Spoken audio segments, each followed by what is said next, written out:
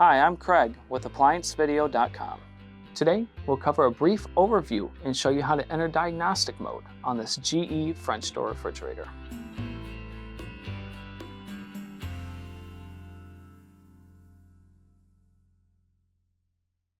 This 28 cubic foot GE French door refrigerator is equipped with Click on the link below to view this repair video. ApplianceVideo.com guides you step by step, giving you the confidence to avoid recalls and callbacks, also saving time on repairs. Whether you're up against an uncommon repair or the latest appliance on the market, our videos have been created with you in mind.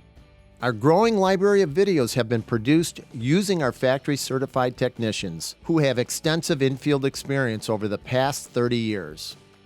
ApplianceVideo.com provides high-quality repair videos that anyone can follow, regardless of their skill level. We are here to help. Click on the link below to view this repair video and let us help you do it right the first time.